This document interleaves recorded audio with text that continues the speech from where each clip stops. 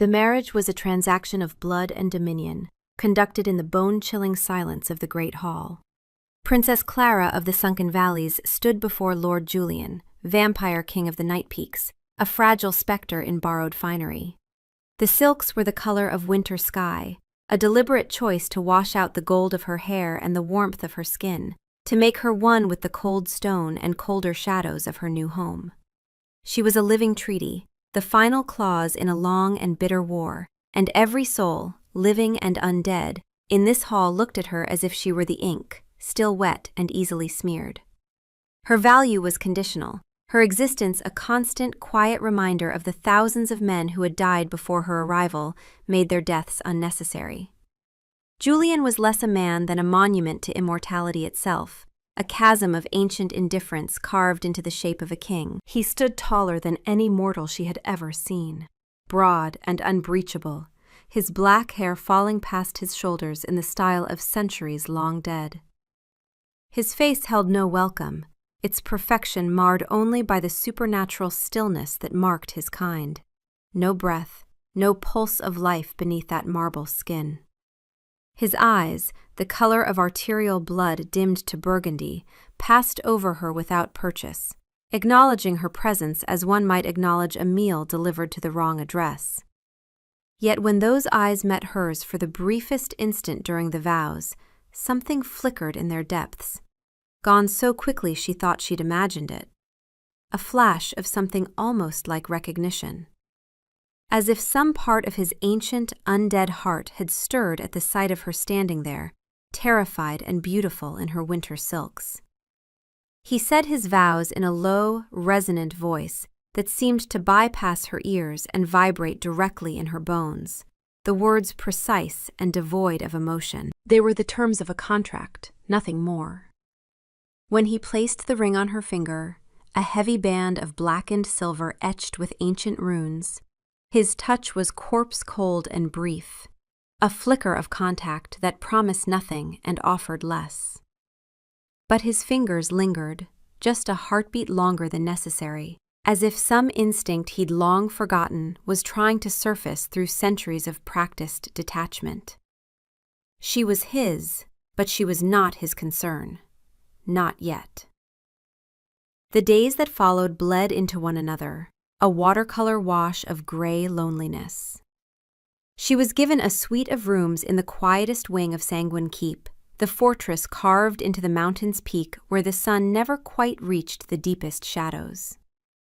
The windows looked out over a sheer drop, a dizzying vista of perpetual twilight and jagged rock. It was a beautiful prison, impeccably appointed and utterly empty of warmth or life. Servants, pale, hollow-eyed thralls bound to the keep through blood magic, brought her meals on silver trays and left them by the door, their eyes always fixed on the floor, their mouths set in thin, disapproving lines. They performed their duties with a resentful efficiency that was more insulting than open hostility. She was a ghost in her own life, haunting corridors where her footsteps made no sound, a phantom queen in a court that refused to see her. What Clara didn't know was that Julian watched her. From the shadows, from the high balconies, through the ancient corridors of his keep, the vampire king found himself tracking the movement of his mortal bride with an attention that disturbed him. He had ruled for over 7 centuries. He had seen empires rise and fall. He had loved once, long ago in his mortal life, and had spent the subsequent centuries convinced that such feeling had died with his beating heart. He had accepted this treaty bride as a political necessity, nothing more. But there was something about the way she moved through his fortress, quiet and careful, yet unbowed. The way she held her head high even when the court turned their backs. The way she sought refuge in his library, running her fingers over ancient texts with a reverence that spoke of a mind hungry for knowledge. He found himself standing in the darkened alcoves, watching her read by candlelight, her face soft with concentration, her lips moving slightly as she traced the words of vampire histories and blood magic grimoires that should have terrified her. She was supposed to be just another mortal, fragile, temporary, beneath his notice. Instead, she was becoming an obsession. He told himself it was simply the novelty. The strangeness of having something so alive, so warm, so vibrantly mortal in his domain of eternal night. Her heartbeat was a constant song in his enhanced hearing, a rhythmic reminder of everything he'd lost. Her scent, jasmine and something uniquely her, lingered in the corridors long after she'd passed. He told himself this fascination would fade. It didn't. The whispers were the worst part. They followed her like the ever-present mountain drafts, slithering from behind tapestries and around stone pillars. The Valley Princess. The blood tribute. Look at her, thin as a willow reed. Her mortal blood is too weak. She'll never bear a true vampire heir. The words were meant to be heard, tiny barbs intended to prick and bleed. The ladies of the court, lesser vampires clad in velvets and ancient jewels, their beauty frozen in the moment of their turning, would fall silent as she entered a room, their crimson eyes tracking her with a predatory stillness before they turned their backs, resuming their conversations with a pointed, exclusionary air. They judged her for the war her father had started, and for the peace her marriage had bought. In their eyes, she was both the sin and the unsatisfactory penance. A mortal among immortals, warm blood in a court of the eternally cold. Julian remained a distant, formidable presence. She saw him only at the evening gatherings in the great hall. Nights were when the court assembled and conducted official business, not because vampires needed darkness to function, but because tradition and caution kept them from being active during sunlight hours when they were vulnerable. The daylight hours were for private pursuits, study, meditation. Vampires didn't sleep, but even immortal minds needed periods of rest and reflection. Julian had spent 7 centuries in contemplative stillness during the day, standing at windows or sitting in profound meditation. But lately he'd found himself unable to settle into that state, too aware of Clara's presence somewhere in the keep, too attuned to the rhythm of her mortal life. At the evening gatherings, he sat at the head of the high table, a monolith of silent authority. He never spoke to her. He never looked at her, or so she thought. What she didn't see were the moments when she was distracted, when his burgundy eyes would find her face and linger there, studying the play of candlelight across her features, the way she bit her lower lip when she was anxious, the stubborn set of her jaw when she refused to let the court see her pain. He never drank in her presence, though the thirst was a constant companion for his kind. The crystal goblet before him remained untouched during these gatherings. He couldn't bear the thought of her seeing him drink blood, couldn't bear to remind her of what he was, a predator, a creature of the night, something that should terrify her. He wanted something he couldn't name, a feeling he hadn't experienced in centuries, and it unsettled him profoundly. Clara sat to his right, a decorative accessory to the throne, a silent testament to his victory. The space between their chairs felt like a mile of frozen tundra. His indifference was a wall of ice, so absolute it was almost a physical force, pressing the air from her lungs. She learned to sit without moving, to exist without being. It was a skill she had perfected over 3 long weeks. Her only solace was the castle library, a vast circular chamber filled with the scent of old leather and dried ink. It was the one place no one seemed to bother her. The ancient tomes were her silent companions, volumes on vampire lineages, the history of the blood wars, forbidden grimoires of dark magic. She would trace the faded gilt on their spines, her fingers whispering over forgotten histories, losing herself in worlds far from her own. It was a fragile piece, but it was hers. It was in the library that the first crack appeared in the frozen surface of her new life. She was reaching for a slim volume of poetry on a high shelf, her fingers just brushing the spine, when a shadow fell over her. "Need assistance, princess?" The voice was thick with a familiar, lazy cruelty. It was Marcus, one of the king's personal guard, a vampire of middling age, perhaps 4 centuries turned, whose sneer was a permanent fixture on his too perfect face. He was always near when she felt most alone, a silent, contemptuous sentinel. Before she could refuse, his hand clamped around her upper arm, his grip brutally tight with supernatural strength. He easily plucked the book from the shelf and held it out to her, his crimson eyes glinting with something ugly. "There you are," he said, his voice a low mockery. "Wouldn't want you to strain yourself, mortal." His fingers dug into the soft flesh of her arm, a deliberate, punishing pressure. A jolt of fear, sharp and cold, shot through her. She tried to pull away, but his grip was like iron forged in hell's own furnace. "Thank you," she managed, her voice a thin thread. "You can let go now." He held on for a beat longer, his thumb grinding into her bicep with inhuman force, a clear and deliberate assertion of power. He was reminding her of what she was, a possession, a thing, breakable and without recourse. A fragile mortal in a nest of immortal predators. Finally, he released her, his lips curling into a smug smile that revealed the barest hint of fang. He gave a slight, mocking bow and sauntered away, leaving her trembling, the book clutched to her chest like a shield.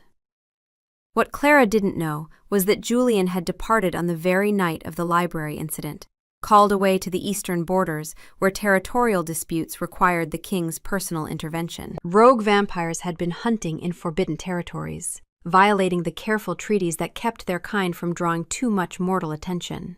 For 3 days and nights he'd been absent from the keep, dealing with the transgressors with swift and brutal efficiency. He'd hated leaving, hated the strange, irrational anxiety that gnawed at him while away from her, an unfamiliar feeling of incompleteness that made no sense for a king who'd ruled alone for centuries. It was absurd. She was merely a treaty obligation. Yet the discomfort persisted, a constant low hum of wrongness that he couldn't shake. Later, in the privacy of her chambers, she pushed up the sleeve of her gown. A dark, ugly bruise was already blooming on her skin, the distinct shape of a hand, 5-petaled and violet-edged, but darker and more vivid than any natural bruise should be. The mark of a vampire's grip, supernaturally strong. A hot tide of shame washed over her. It was a mark of her powerlessness, a visible stain of her humiliation. She pulled the sleeve down quickly, her heart hammering against her ribs. She would say nothing. To whom would she complain? To the vampire king who looked through her as if she were glass? To the court of immortals who despised her mortal blood? To do so would be to invite more scorn, to confirm her status as a weak, troublesome foreigner. The bruise was her secret, another small, bitter truth to be swallowed and hidden away in the silent chambers of her heart. The peace of the kingdom was a delicate, newborn thing. She would not be the one to endanger it with her own small pains. She was the treaty, and a treaty could not afford to bleed. For 2 days she kept the sleeve of her gown pulled low, the ache in her arm a constant, dull reminder. The bruise had darkened impossibly. Vampire-inflicted injuries healed slower than natural wounds, the supernatural damage leaving marks that lingered far longer than mortal bruises. It was as if Marcus's touch had left not just physical damage, but a shadow of his vampiric essence embedded in her flesh, a contamination that her mortal body struggled to purge. She moved through the castle with an even more pronounced quietness, her shoulders hunched as if to physically shrink herself, to take up less space, to offer less of a target. The encounter had stripped away the last of her fragile composure, leaving behind a raw, skittish fear. Every shadow seemed to hold the shape of Marcus. Every passing vampire made her flinch. When Julian returned to the keep on the second evening after the incident, something felt wrong. He couldn't identify it immediately, just an instinctive sense that the atmosphere had shifted in his absence. Clara seemed different when he saw her briefly in the corridor, more withdrawn, more frightened. The light that he'd secretly cherished, the quiet defiance that kept her spine straight despite the court's cruelty, had dimmed. He'd wanted to approach her, to ask what had changed, but his pride and his carefully maintained distance prevented it. He told himself it was none of his concern. She was adjusting to her new life, that was all. But the wrongness persisted, a growing unease that he couldn't shake, and he found himself altering his movements through the keep to pass by her more frequently, trying to understand what had changed. On the third day after the incident, a shift in protocol forced them together. A delegation from a neutral vampire territory had arrived, and their customs required a formal greeting from both the vampire king and his consort. A thrall, her face a carefully blank mask, informed Clara that she was to join the king in the western gallery to await their arrival. The gallery was a long, echoing hall, lined with portraits of Julian's progenitors and predecessors, a grim collection of stern-faced immortals with the same blood-red eyes as their descendant. The air was frigid, smelling of stone and old iron. Julian was already there, standing before a vast window that overlooked the winding road leading up to Sanguine Keep. He was a silhouette against the harsh gray light of the perpetually overcast sky, immense and unmoving, perfectly still in the way only the undead could be. He did not turn as she approached, his attention fixed on the procession of carriages making their slow way up the mountain. Clara stopped a respectful distance away, her hands clasped before her, her gaze fixed on the floor. The silence stretched, thin and brittle. It was the closest she had been to him since their wedding day. She could feel no warmth from his body. Vampires had no body heat to give, only a strange, magnetic pull, like standing near the mouth of an abyss. It was like being in the presence of a beautiful, sentient void. "They will be here within the hour," he said, his voice a low, resonant sound that seemed to come from the stone itself.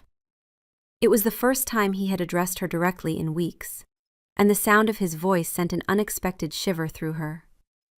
"Yes, Your Majesty," she whispered, her voice barely audible. She used his formal title, not daring the intimacy of his name. He finally turned, and the moment his burgundy eyes met hers, something shifted in the air between them. For the first time, he truly looked at her, not through her, not past her, but at her. His gaze swept over her with an intensity that made her breath catch, and she saw something flicker in those ancient eyes. Concern. Awareness. Something almost tender beneath the predatory stillness. His eyes moved from the careful coil of her hair to the hem of her gray gown, and then, with the enhanced perception of his kind, they stopped on her arm. Even through the fabric, he could sense it. The irregularity, the damage, the lingering taint of another vampire's touch, the mark of violence against her skin. It was a small thing, a nervous gesture. In her anxiety, she had been rubbing her bruised arm through the fabric of her sleeve, and in that moment, she had let the sleeve ride up just an inch, no more. But it was enough. Against the pale skin of her wrist, the dark, discolored edge of the bruise was a stark, unmissable declaration. The air in the gallery changed. It thickened, grew heavy, charged with a sudden, terrible energy. Julian's stillness became absolute, the focused calm of an apex predator scenting prey. The temperature in the room seemed to drop 10 degrees.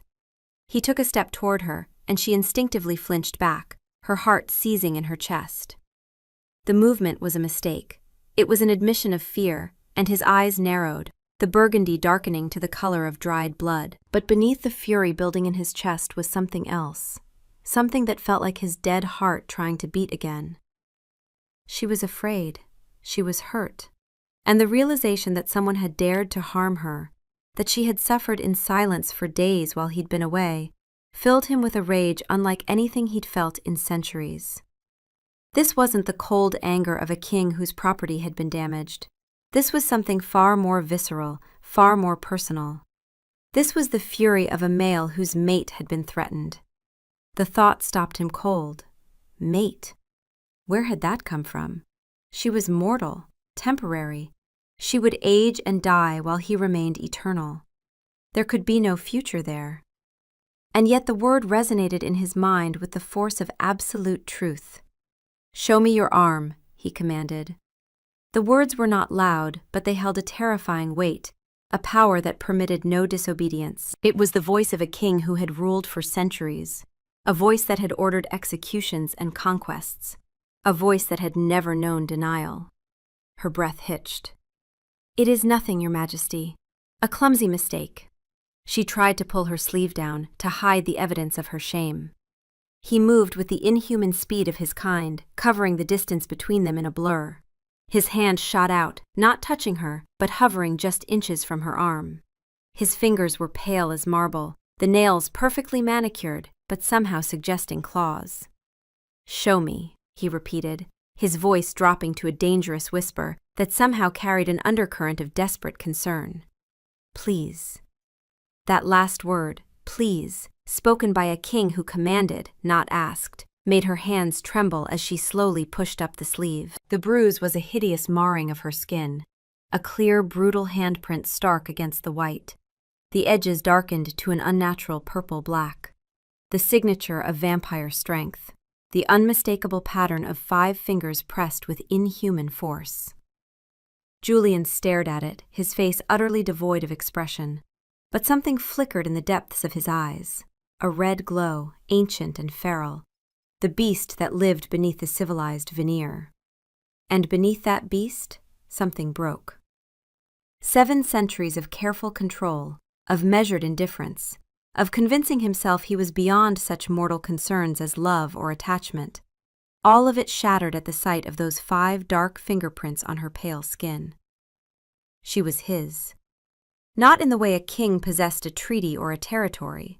She was his in the way that made his ancient blood sing with recognition. She was the warmth he'd forgotten he craved, the heartbeat that called to his stillness, the life that made his death feel like a curse instead of power. The silence that followed was the most terrifying she had ever known. It was the silence of a coming storm, the deep, indrawn breath before the lightning strike. He did not look at her face. His gaze remained fixed on the mark, as if he were memorizing every detail of its shape and color. He was a vampire king. He was an immortal predator. His entire existence was built on the recognition of territory, of possession, of the ancient laws of blood and dominion. And what he was looking at was the mark of another vampire, laid on what was his. Not his wife, not his queen, not even a person. His. A piece of his territory that had been defiled, a mortal under his protection who had been harmed by one of his own kind. No, that wasn't it. That wasn't the burning fury in his chest. She wasn't territory. She was everything. When he finally raised his head, his eyes were no longer the muted burgundy of controlled hunger. They were glowing, a deep crimson fire burning from within. The eyes of the beast, the ancient vampire unleashed. The indifference was gone, incinerated in a flash of pure primal fury. The civilized king was gone, and in his place was the monster, the blood drinker, the immortal lord of darkness who had just discovered that someone had dared to touch what he'd foolishly tried to convince himself he didn't want. "Who did this?" he asked, his voice a low, deadly growl that promised retribution spanning centuries. She couldn't speak.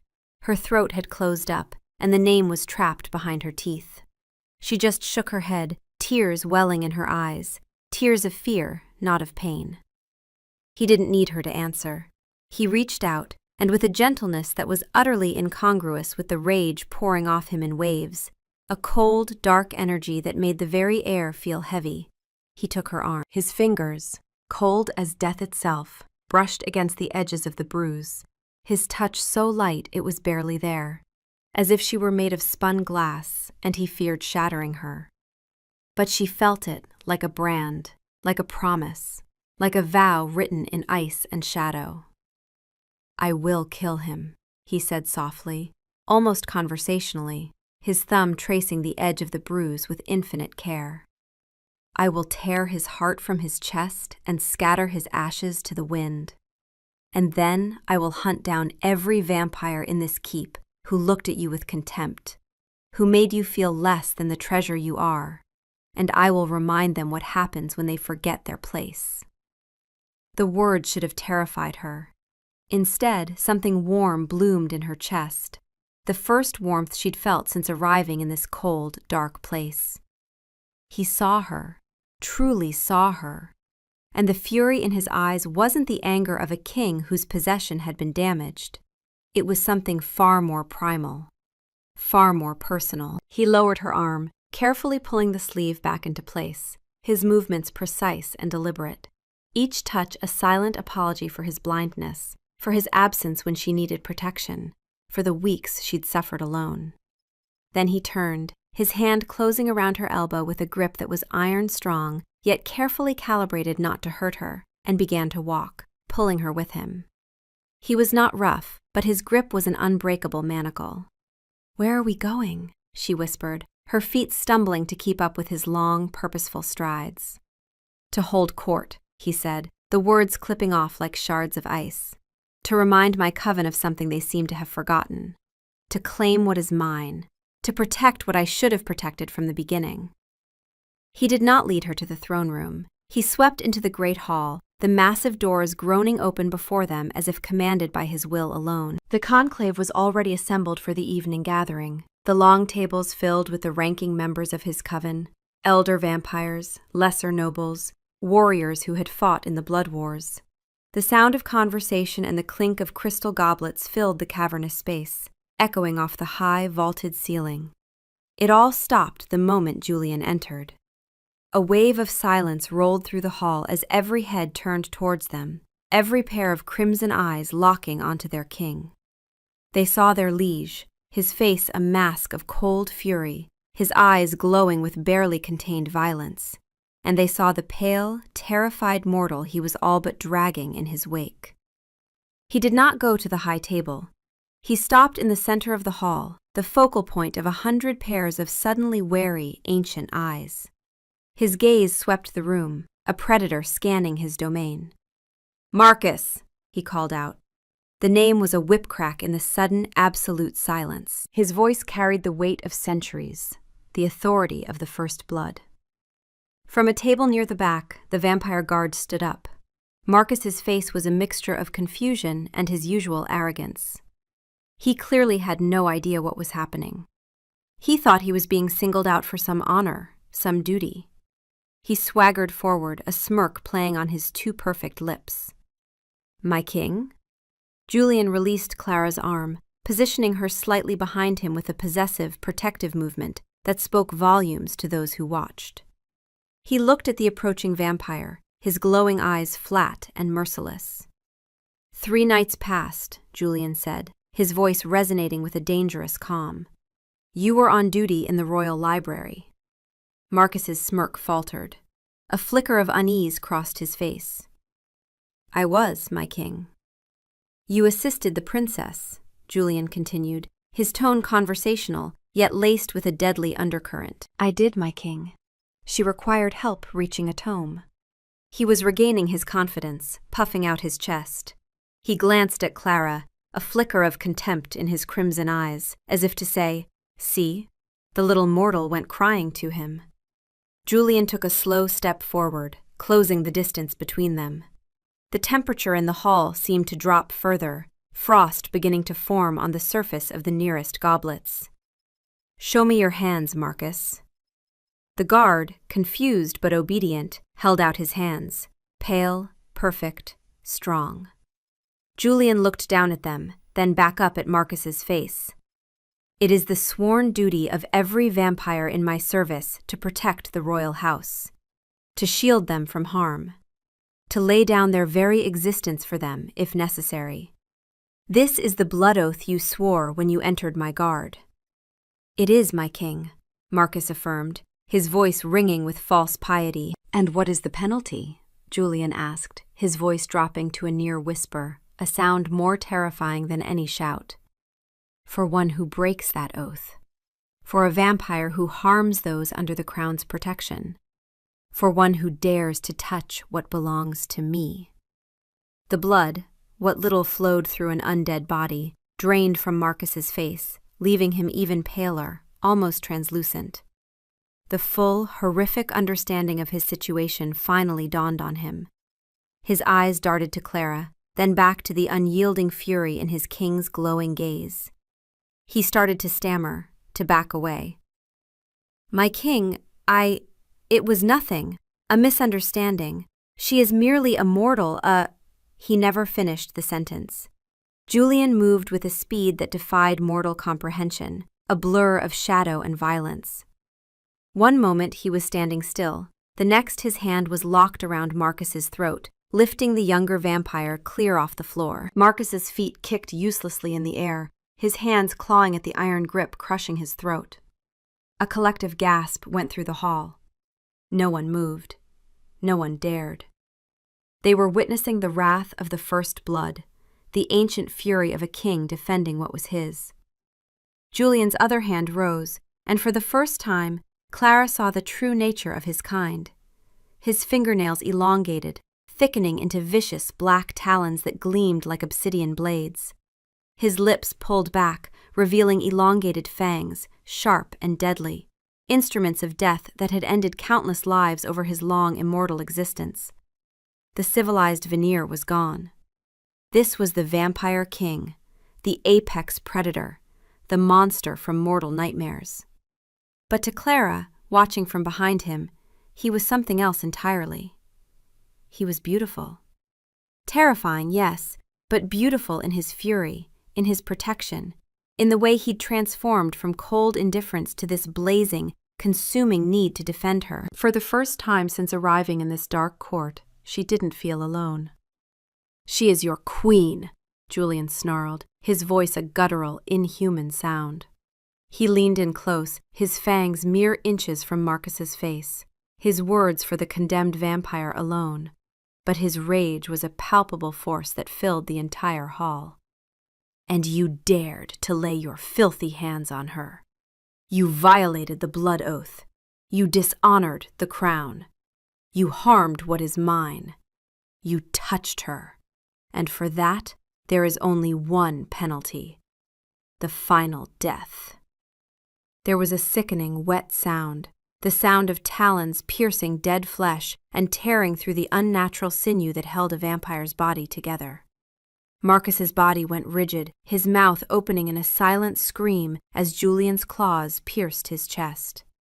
But Julian didn't stop. With a brutal, savage motion he tore, rending flesh and bone. For a vampire, true death came not from a stake to the heart, but from complete destruction. Julian's hand emerged from Marcus's chest cavity holding something dark and withered, the vampire's desiccated heart, the one organ that still held a shadow of their former life. Julian held Marcus's gaze as he crushed the heart in his fist, his voice dropping to a deadly whisper meant only for the dying vampire. "She is mine, in every way that matters, and I will destroy anyone who forgets it." The heart crumbled to ash, black dust falling through his fingers like sand. Marcus's body convulsed once, twice, then began to disintegrate. The unnatural animation that held a vampire's form together failed, and Marcus crumbled to ash, his body collapsing into a pile of gray dust on the flagstones, his clothes settling on top like a funeral shroud. It was the final death, the true end for the undead. There would be no rising, no resurrection. Marcus was gone, erased from existence by the will of his king. The silence in the hall was absolute, a profound, ringing void. It was the silence of utter terror. Every vampire in the room was frozen, their faces pale with shock and primal fear. Even the eldest among them, those who had walked the earth for centuries, looked at their king with newfound dread. Clara stood behind Julian, her hand pressed to her mouth, her eyes wide not with horror, but with something else. Wonder, perhaps. Awe. The terrifying realization that this ancient, powerful creature had just destroyed one of his own for her. Julian paid no mind to the remains. He turned his gaze upon his terrified conclave, his eyes still glowing that terrible crimson. His talons retracted, his fangs receding, but the aura of violence clung to him like a shroud. He stalked toward the high table, where a scribe had left the official treaty documents, the painstakingly calligraphed pages that bound their two kingdoms in peace. The papers were tied with a silken ribbon, the wax seal of her father's house still intact. They were the reason she was here. They were the source of her supposed safety. He snatched them up. The council members nearest to him flinched back as if he were about to strike. He walked to the great central hearth, where flames burned eternally, fed by magic and kept burning through the centuries. Without a word, he tossed the entire bundle into the flames.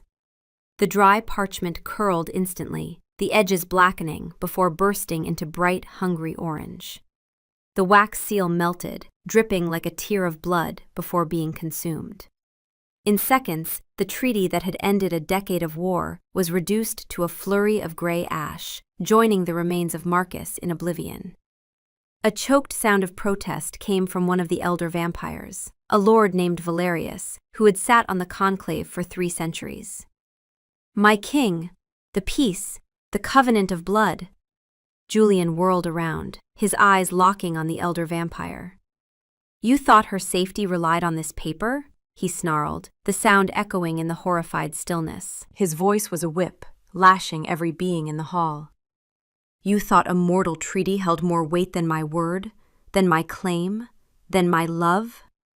The last word hung in the air, shocking in its unexpectedness. Julian's eyes widened slightly, as if he'd surprised himself. As if the word had been torn from some deep place he'd thought long dead. Love. He loved her. When had that happened? How had this mortal, this fragile, temporary creature worked her way past 7 centuries of carefully constructed emotional distance? He looked back at Clara, their eyes meeting across the hall. And in that moment, she saw the truth in his ancient gaze. Not just possession, not just protection. Love.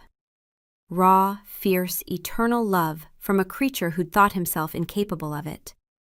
He strode back to her, his movements swift and predatory, and pulled her from behind him to his side, his arm wrapped around her waist, a possessive, unyielding band of supernatural strength, holding her fast against his cold body.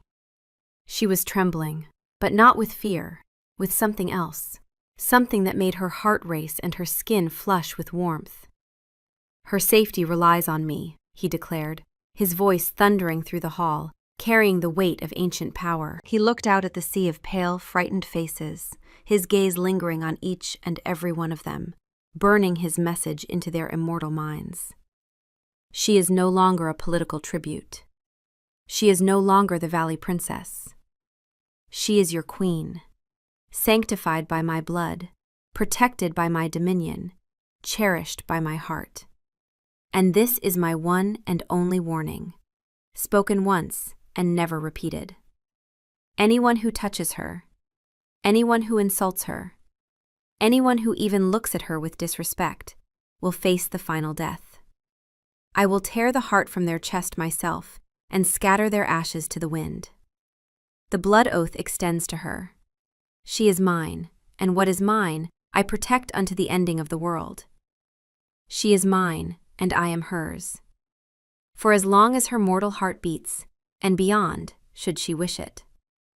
The implication of those last words sent a ripple through the court. Beyond. He was offering her eternity, offering her immortality, offering her a place at his side not for the brief span of a mortal life, but forever. He let the declaration hang in the air, thick and heavy as smoke. The silence that answered him was one of complete and terrified submission. The court had seen her as a symbol of a peace they resented, a mortal weakness in their immortal king.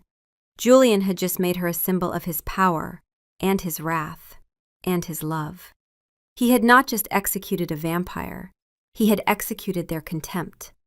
He had burned the treaty to prove that her life was not a matter of politics, but a matter of his will, his blood right, his eternal dominion, his heart. Without another word, he turned, his arms still locked around her, and pulled her from the great hall. He moved with the same relentless purpose as before, his strides long and sure. Clara could do nothing but let herself be towed along in his wake, her mind a maelstrom of shock and wonder, and something that felt dangerously like hope. The great doors boomed shut behind them, sealing them away from the scene of carnage and the court he had just bludgeoned into submission. Behind them, Lord Valerius moved with the practiced efficiency of one who had managed crises for 3 centuries. The delegation would be handled. They would be shown to their quarters, given refreshments, and quietly informed that the Queen had been elevated beyond mere political consideration. They would witness the ashes on the floor, hear the whispered accounts of what had transpired, and return to their own territories with a very clear message. The Vampire King's consort was untouchable, sacred, beloved, and the peace held not on paper, but on his absolute, terrifying will. By the next evening, word would spread across all vampire territories. By the week's end, it would reach the mortal kingdoms. Clara's father would receive a message sealed with Julian's personal sigil, informing him that the treaty was void, but the peace held, guaranteed by something far stronger than parchment, guaranteed by the oath and blood of an immortal king whose daughter was now his cherished queen rather than a political hostage. Her father, understanding he could not stand against the united power of the vampire court, would accept this new reality. Having his bloodline connected to an immortal king was worth far more than any treaty. Julian did not take Clara back to her own cold, isolated chambers. He guided her through unfamiliar corridors, up a winding stone staircase that seemed to climb into the very heart of the mountain. The air grew less frigidly cold, the tapestries on the walls richer, older, embroidered with scenes from vampire history spanning millennia. He was taking her to his own domain, the King's Wing of Sanguine Keep, the inner sanctum where only the most trusted were permitted. He stopped before a set of massive iron-bound oak doors carved with ancient runes of protection and dominion, and pushed them open. He led her inside and finally released her. The chamber was vast, dominated by a hearth that burned with an eternal flame. Tapestries depicting the night sky and crescent moons hung on the walls. The air smelled of him, of cold stone, old leather, and something else, something dark and indefinable, the scent of immortality itself. It was a fiercely powerful space, the den of a king who had ruled for centuries. The chamber had never contained a bed before Clara. Vampires had no need for sleep, and Julian had spent centuries in contemplative stillness, standing at his window or sitting in profound meditation. And he had just brought her into it. Clara didn't back away this time. She stood in the center of the room, her heart racing, her eyes locked on his. The terror had transformed into something else, into understanding, into recognition of what she'd seen in his eyes when he'd looked at her in the hall. Julian watched her, his expression unreadable for a long moment, his chest not rising or falling. He had no need to breathe, but the tension in his body was palpable. The fury had burned away, leaving something raw and vulnerable in its wake. He ran a hand through his long, dark hair, a gesture of profound agitation. "I frighten you," he said finally, his voice rough. "No," she replied, surprising them both. "Not anymore."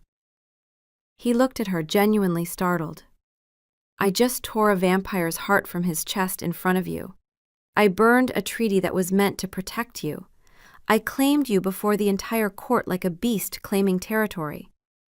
"Like a male protecting his mate," she corrected softly, using the term that had flickered through his mind in the gallery. She took a step toward him. "I felt your indifference for weeks. I watched you look through me as if I didn't exist. But tonight you saw me, truly saw me. And what you did, it wasn't the act of a king protecting a political asset. It was something else, something more." Julian remained utterly still, every muscle in his immortal body locked tight, as if movement would shatter the fragile moment between them. "I told myself I accepted you as a treaty term, a political necessity. I told myself I would keep you at a distance, that it was kinder that way. You're mortal, fragile, temporary. I am eternal darkness. I am death given form. I convinced myself I felt nothing." "And now?" Clara asked, closing the distance between them until she stood directly before him, close enough to feel the cold radiating from his body, close enough to see the torment in his ancient eyes. "Now I know I was lying to myself," he admitted, his voice dropping to barely more than a whisper. "I watched you. For weeks I told myself I was simply observing, ensuring you were settling in. But I was haunting the shadows like a lovesick fool, memorizing the way you move, the sound of your voice, the way you touch books as if they're precious treasures.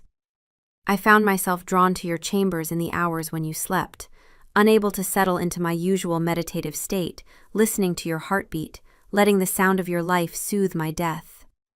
He reached out, his cold fingers brushing her cheek with infinite gentleness. "I am 700 years old, Clara. I have commanded armies, I have toppled kingdoms. I have walked through centuries, untouched, unmoved, convinced I was beyond such mortal weaknesses as love. And then you arrived, with your stubborn pride and your kind heart, and your refusal to break under the weight of my court's cruelty, and you destroyed 7 centuries of carefully constructed emotional distance in a matter of weeks." His thumb traced her jaw, his touch worshipful. "When I saw that bruise on your arm, when I realized you'd been suffering in silence while I was away, that someone had dared to harm you, something in me broke. Or perhaps it awakened. I don't know anymore. All I know is that you are mine. Not as a possession, not as a treaty. You are mine the way the moon belongs to the night, the way stars belong to the darkness. You are the warmth I'd forgotten I craved. You are the life that makes my death feel like a curse. You are everything." Clara's breath caught. Tears pricked her eyes, not from fear, but from the overwhelming weight of his confession. This ancient, powerful creature, this king of darkness, was standing before her with his heart, his long-dead heart, laid bare. "I'm mortal," she whispered. "I'll age. I'll die. You'll remain eternal, unchanging. How can you love something so temporary?" "All the more reason to cherish every moment," Julian replied, his other hand coming up to cup her face, cradling it between his cold palms. "Every heartbeat, every breath, every sunrise you see that I cannot. I would rather have 30 years of your warmth than an eternity of cold solitude. Unless—" He hesitated, and she saw vulnerability flash across his perfect features. "Unless you choose otherwise. The words I spoke in the hall, I meant them. I can offer you eternity, Clara. I can turn you, make you as I am. Immortal, eternal. You would never age, never die, never leave me. But I will not force it. I will not steal your mortality from you. It must be your choice."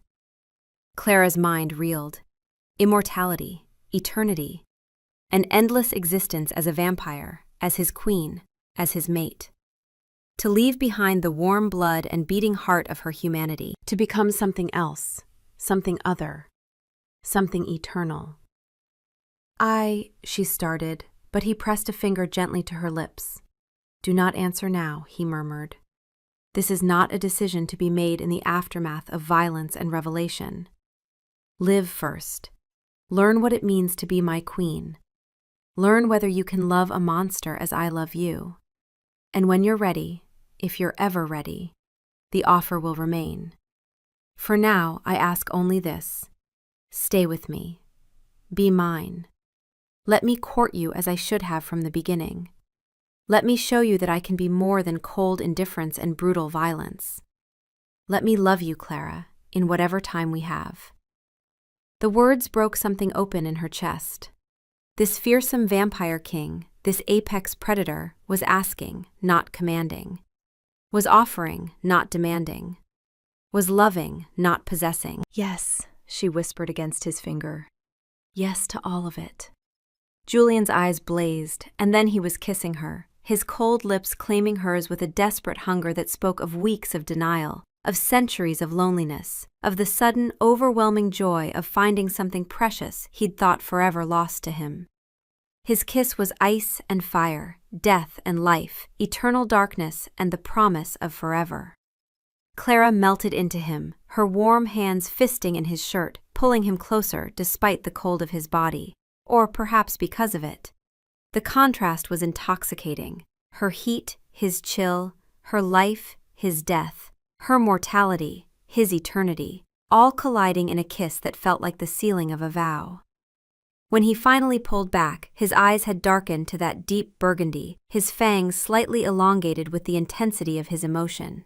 But there was no danger there, only desire, only love, only the fierce possessiveness of a male who had finally, after centuries, found his mate. "You should know," he murmured, his lips brushing her temple, her cheek, the pulse point at her throat. lingering there, reverent, controlled. I am not an easy creature to love. I am darkness and cold. I am death. I will love you with an intensity that may terrify you. I will be possessive and jealous and fiercely protective. I will want to keep you safe, even when it means being overbearing. I am old and set in my ways, and I will make mistakes. And you should know, Clara replied, her hands sliding up to thread through his long, dark hair. I am not as fragile as you think. I survived a war. I survived your court's cruelty. I survived weeks of your indifference. I am stronger than I look. And I am stubborn enough to love you, despite your certainty that you don't deserve it. A sound escaped him, almost a laugh, rusty with disuse. When did you become so brave? When I watched the Vampire King tear a man's heart out for daring to bruise me, she replied with a small smile. It's surprisingly empowering to see the monster become your champion. I am your monster, Julian murmured against her hair, holding her close, savoring the warmth of her body against his cold one. Yours alone, for as long as you'll have me. Then it seems I have quite the dangerous pet, Clara teased, and felt him smile against her skin. Careful, my queen, he warned playfully, his voice a low rumble. This pet has teeth. I've noticed, she replied, tilting her head to give him better access to her throat, a gesture of trust that made him inhale sharply, unnecessarily, instinctively. I'm not afraid. You should be, he whispered, his lips ghosting over her pulse. I want to taste you.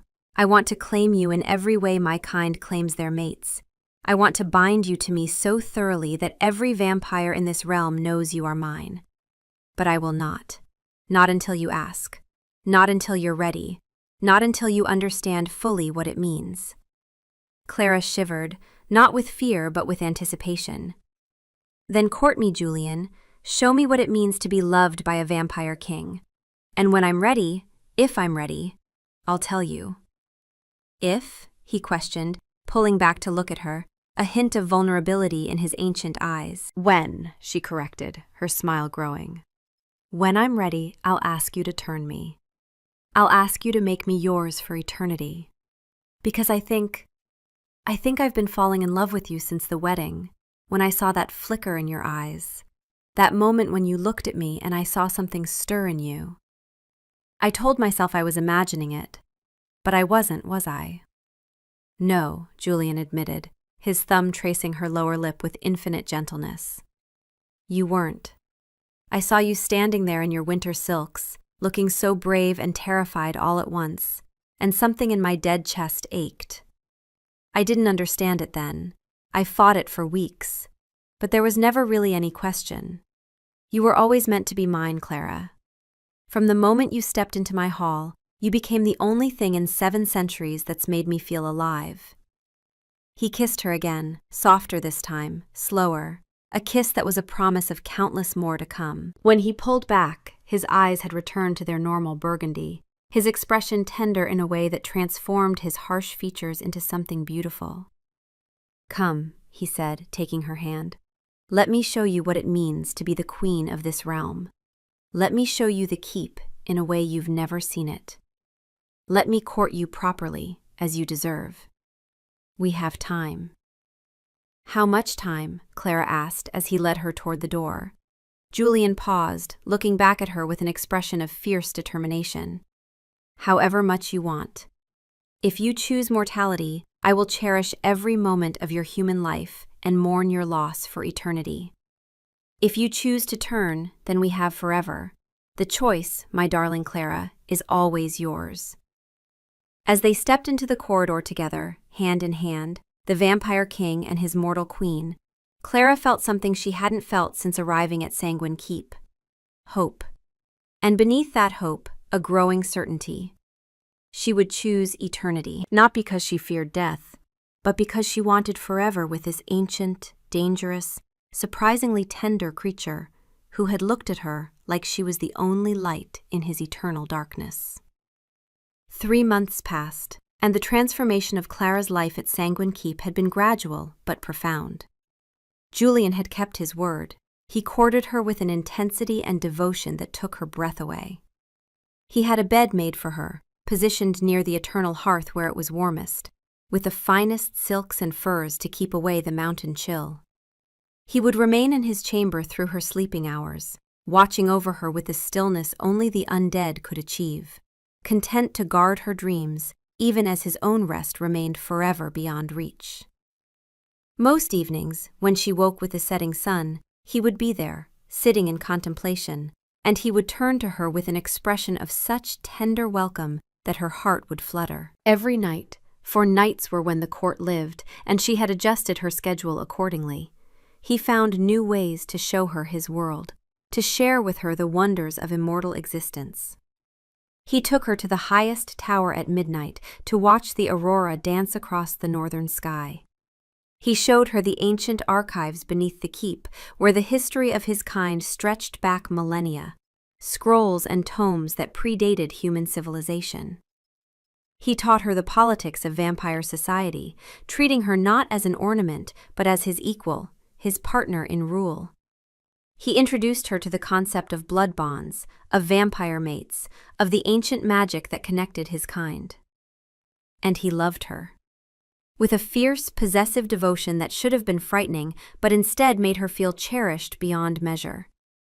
He had finally allowed her to see him feed, from crystal goblets filled by willing thralls, never taking more than offered, always with consent and respect. She'd watched, fascinated rather than horrified, at this glimpse into his true nature. He'd been tense, watching her reaction, but she'd simply taken his hand and told him she was not afraid of what he was. "You are a vampire," she'd said. "It's not something to hide from me. I want to know all of you." The court had transformed around her, at least on the surface. The whispers had been silenced by fear, replaced by outward deference that was absolute and non-negotiable. Some of the vampires, particularly the younger ones and those who valued survival over pride, had begun to show genuine respect as they witnessed her intelligence in council meetings and her compassion toward the thralls. But Clara wasn't naive.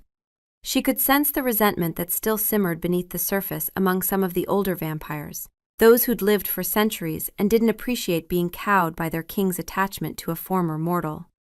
They were careful, though.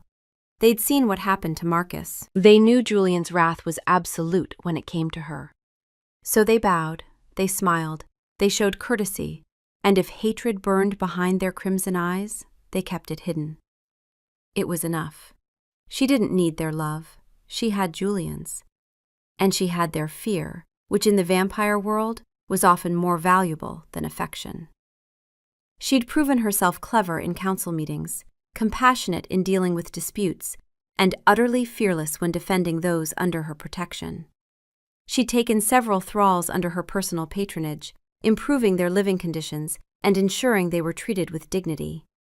She'd established a school for the mortal children born in the keep's surrounding villages. She was no longer just the treaty bride. She was their queen in truth.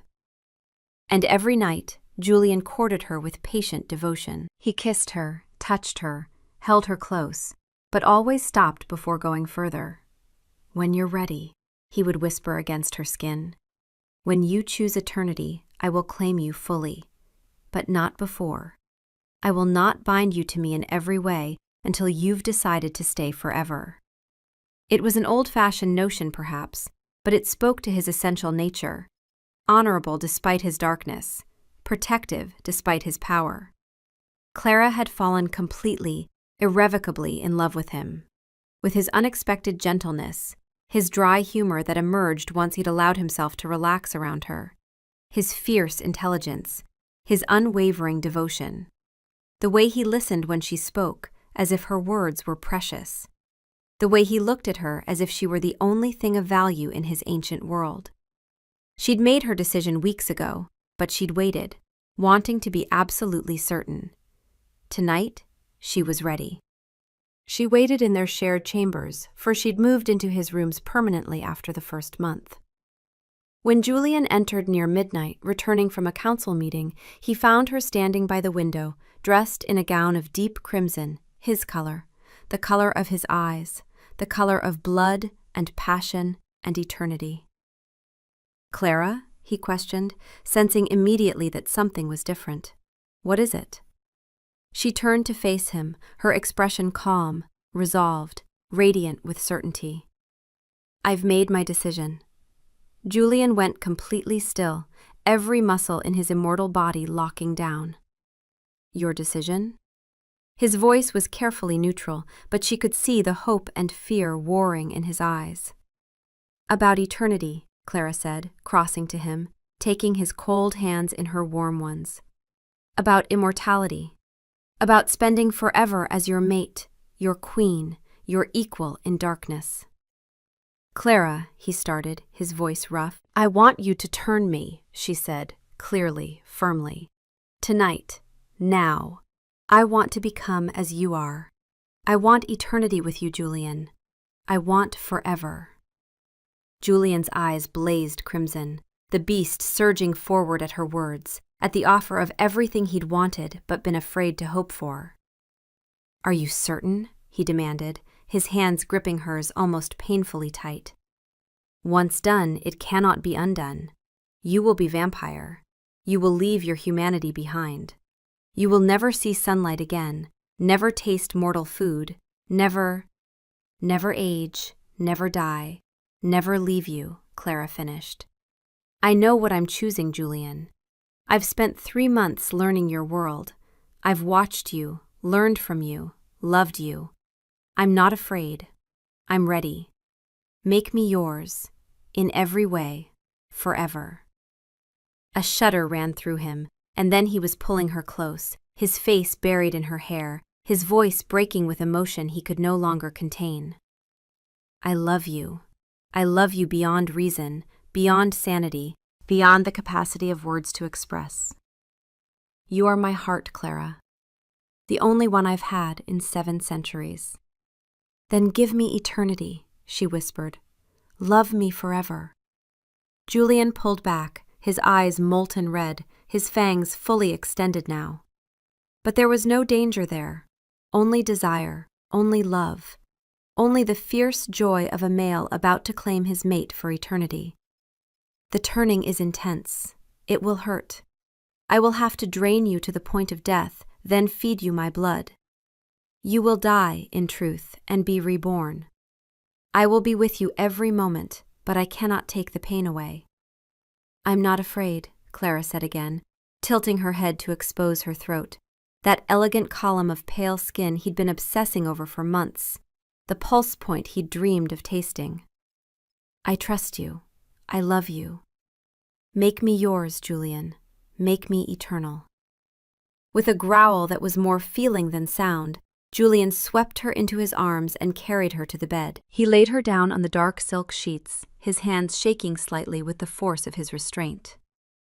Once I start, he warned, kneeling beside her, his fingers trailing down the side of her neck. I won't be able to stop until it's done. The bloodlust will take me. I need you to trust that I will stop before I take too much, that I will give you my blood, that I will see you through the transformation. I trust you, Clara said simply, reaching up to cup his face. Completely. Something in Julian's expression cracked at that, the absolute trust in her eyes, the unwavering faith. He leaned down, his lips brushing her throat, his voice a reverent whisper. I will love you for eternity, Clara. This I vow on my blood, on my immortal soul. You are mine, and I am yours, from this moment until the ending of all things. Forever, Clara agreed, her fingers threading through his hair. And then he struck. The pain was immediate, intense, but somehow not as terrible as she'd feared. His fangs pierced her throat with supernatural precision, and the sensation was shock and pressure and a strange, dark pleasure all mingled together. She could feel her blood leaving her body, flowing into him, could feel her life force dimming. But she could also feel his love through the connection, his fierce, possessive devotion, his wonder that she'd chosen this, chosen him, chosen forever. The world began to gray at the edges. Her heartbeat, so strong and steady, began to slow, slower, weaker, a dying rhythm. Her warm blood cooled. Her breathing became shallow, then stopped entirely. The darkness pulled at her, welcoming, final. Her heart gave one last struggling beat, then silence. Complete, absolute silence in her chest. She was dead. And just as the final darkness began to claim her, Julian withdrew. His wrist was already torn open, blood welling dark and rich from the wound. He pressed it to her cooling lips. "Drink," he commanded, his voice rough with emotion and desperate love. "Drink, my Clara. Come back to me. Be reborn as mine." At first, nothing. Her body was still, lifeless, a beautiful corpse. Then, instinct, magic, the ancient power in his blood, her mouth moved. She drank. The taste of his blood was like nothing she'd ever experienced. Dark, rich, ancient, powerful. It burned going down, a fire in her dead chest that spread through her veins like liquid lightning. Her silent heart trembled, then convulsed. Not beating, vampires didn't have beating hearts, but transforming, changing, becoming something new. She drank deeply, greedily, her hands coming up to grip his wrist, holding it to her mouth as her body was remade. Her senses exploded. She could hear everything, the crackle of the eternal flame, the whisper of wind outside the tower, the conversations happening in the hall 3 floors below. She could smell everything, the age of the stone, the magic in the air, the lingering scent of blood and life and death. She could feel everything with an intensity that was almost overwhelming. And when she finally released his wrist and opened her eyes, the world had changed. Colors were different, sharper, more vivid despite the darkness of the room. She could see in the shadows as clearly as if they were illuminated by full sun. She could feel the power thrumming through her newly immortal body, the strength, the speed, the inhuman grace. She looked up at Julian and saw him clearly for the first time, not with mortal eyes that were limited and dim, but with vampire senses that caught every detail of his ancient beauty. He was magnificent, terrifying, perfect. "Julian," she whispered, and her voice was different, richer, more resonant, carrying harmonics that hadn't been there before. "Clara," he breathed, his eyes scanning her face with wonder and relief and overwhelming love. "My Clara, my mate, my queen, my eternal companion." She could feel it now, the blood bond between them, a connection that thrummed with life and power and binding magic. She was his, and he was hers, linked in a way that transcended mere mortal marriage. They were vampire mates, bound by blood and soul, eternal. "I can feel you," she said in wonder, her hand pressing to her still, silent chest. "Inside me. Your presence. Your emotions. Is this—" "The mate bond," Julian confirmed, pulling her up into his arms, kissing her deeply, tasting his own blood on her lips mixed with the lingering taste of hers.